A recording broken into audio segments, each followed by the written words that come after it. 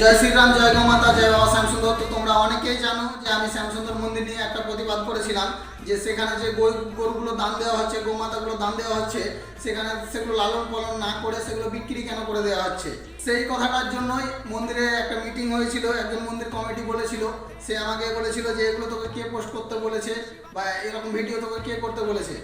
আমি বলেছিলাম যে আমার নিজেই মনে হয়েছে যে এটা ঠিক হচ্ছে না, ওই জন্য আমি নিজেই পোস্ট করেছিলাম, নিজেই বানিয়েছিলাম। তো সে আমাকে বলেছিল যে এরকম ভিডিও আর দ্বিতীয়বার বানাবি না বা এরকম পোস্ট করবি না। আমি বলেছিলাম কেন, আমি তো কোনো অন্যায় কথা বলিনি। সে বলেছিল এরপরে যদি কিছু করিস তাহলে তুই বুঝতে পারবি। আমাকে ধমক দিয়েছিল, ধমক হিসেবে বলেছিল। তো সেই কথাটা যে আমি ভুল বলিনি সেটাই আজকে আমি প্রমাণ করব তোমাদের কাছে। কারণ মন্দিরে যেটা হচ্ছে গরু বিক্রি, সেটা অন্যায়, সেটা অন্যায় কাজ, সেটা ন্যায় কোনোদিনও না। তো চ্যাট জিপিটিতে অনেক রকম প্রশ্নের উত্তর পাওয়া যাচ্ছে। তো আমি আজকে চ্যাট জিপিটিতে সার্চ করে তোমাদেরকে দেখাবো। আমি চ্যাট জিপিটিকে একটা কথাই জিজ্ঞাসা করব যে কৃষ্ণ মন্দির থেকে যে কোনো গোমাতা দান দেওয়া গাইকে কি বিক্রি করা যাবে কি যাবে না, সেটা ধর্ম না পাপ। প্রথমে আমি চ্যাট জিপিটিটা ওপেন করে নিচ্ছি, তোমরাই দেখো। তারপর আমি চ্যাট জিপিটিকে জিজ্ঞাসা করছি যে কোনো কৃষ্ণ মন্দির থেকে দান দেওয়া গরু বিক্রি করা যাবে কি না, আর বিক্রি করলে সেটা পাপ না পুণ্য।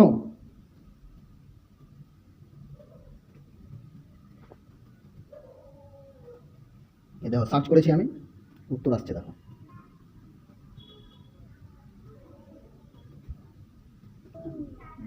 আছে, সম্পূর্ণভাবে বুঝিয়ে দেবে, কোনো একটা ভুল তথ্য থাকবে না। আমি স্পিকারে দেবো।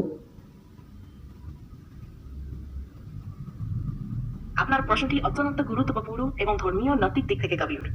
আমি শাস্ত্রীয়, ধর্মীয় নীতি এবং সাধারণ নৈতিকতার ভিত্তিতে স্পষ্টভাবে ব্যাখ্যা করছি। এই দেখুন, সংক্ষিপ্ত উত্তর: কৃষ্ণ মন্দিরে দান দেওয়া গরু বিক্রি করা শাস্ত্রীয়ভাবে ও ধর্মীয়ভাবে গুরুতর অধর্ম এবং পাপ। বিশেষ করে যদি সেই গরু কাসাই, ব্যবসায়ী বা জবাইয়ের সম্ভাবনাযুক্ত কারো কাছে বিক্রি করা হয়, তাহলে তা মহাপাপ হিসেবে গণ্য হয়। কেন দান দেওয়া গরু বিক্রি করা যায় না? গোদান মানে কি? শাস্ত্রে গোদানকে মহাদান বলা হয়েছে।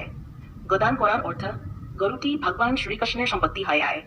মন্দির কেবল রক্ষক, মালিক নয়। দান করা বস্তু বিক্রি করার অধিকার গ্রহণকারীর থাকে না।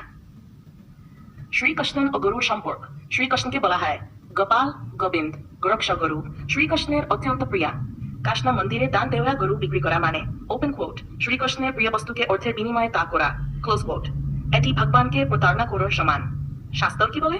বিভিন্ন ধর্মগ্রন্থ ও সমিতি শাস্ত্রে বলা হয়েছে দান করা বস্তু বিক্রি করলে দান গ্রহণকারীর পুণ্য নষ্ট হয়। গো হত্যা বা গো হত্যায় সহযোগিতা মহাপাতক। যদি বিক্রির ফলে গরু জবাই হয় বা নির্যাতিত হয়, তাহলে ওপেন কোট মন্দির কর্তৃপক্ষ সেই পাপের অংশীদার হবে ক্লোজ কোট।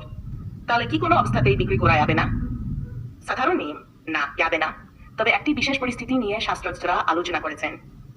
ব্যতিক্রম: যদি গরু মারাত্মক অসুস্থ, মন্দিরের রক্ষণাবেক্ষণ সম্পূর্ণ অসম্ভব এবং অন্য গোশালা বা কাস্টম ভক্তের কাছে বিনামূল্যে হস্তান্তর করা হয়, এটিকে বিক্রি বলা যাবে না।